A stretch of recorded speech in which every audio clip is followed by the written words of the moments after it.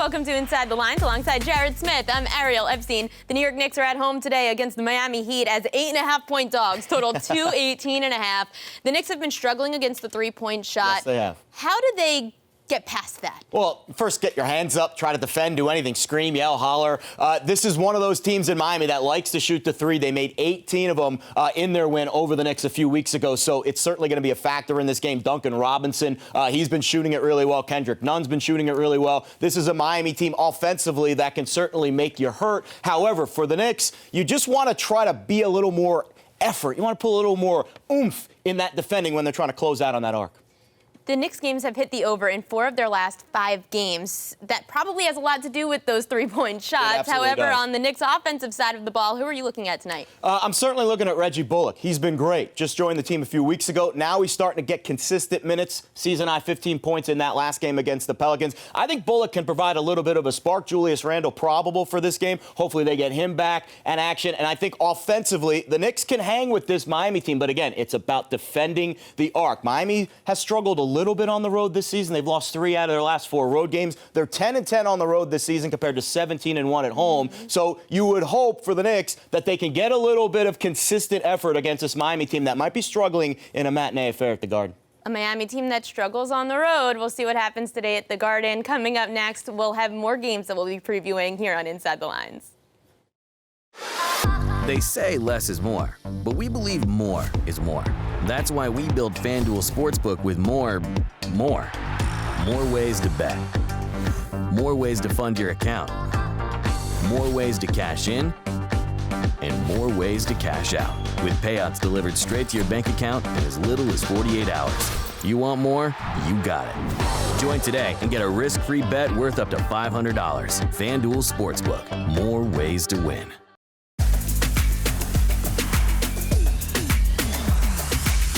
Welcome back to Inside the Lines alongside Jared Smith. I'm Ariel Epstein. The Brooklyn Nets are at home tonight hosting the Atlanta Hawks with the spread at -7.5 favoring the Nets. The total at 228.5. The Nets actually have a really long winning streak. 7 straight games they've beaten the Atlanta Hawks. Why so much success against this team? I think a lot of teams have had success against the Atlanta Hawks this season and also in past seasons. Atlanta this year, the worst straight-up record in the NBA. So they have certainly struggled to find consistency. The Nets, maybe they can find a little bit of consistency tonight because they are getting Kyrie Irving back, but I don't necessarily think that's a good thing.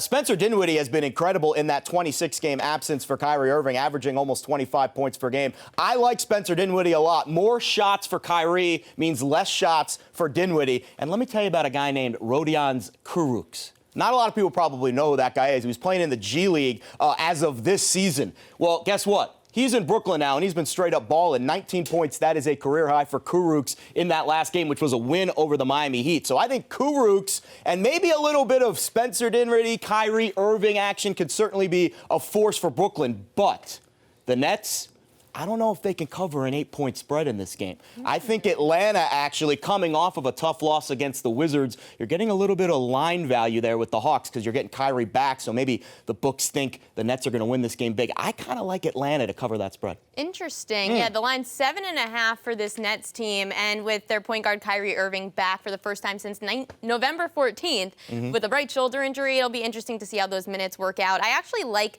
the Nets here, despite Trae Young being on the Hawks, the 4th leading scorer in the NBA. The Nets get it done at home.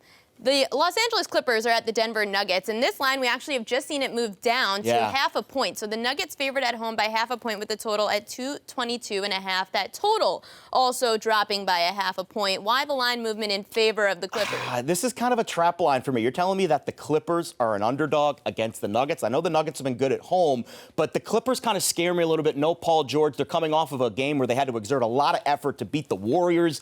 Give me the Nuggets here at home, a little bit of a contrarian pick. I'm actually going Clippers here, and that will roll into my Dalla Holla, but I'll let you go first, Jared. Yeah, you know, we're talking about Nikola Jokic. This is long shot bet. Big long shot, too. How about Nikola Jokic? He's got 7 triple-doubles already this season. He's going to get a triple-double tonight. The Nuggets win plus 1,200. How about that sprinkle? I'm going Jokic over 20.5 points plus the Clippers money line. That's at plus 288. Thank you for joining us here on Inside the Lines. For Jared Smith, I'm Ariel Epstein. Knicks game night coming up next.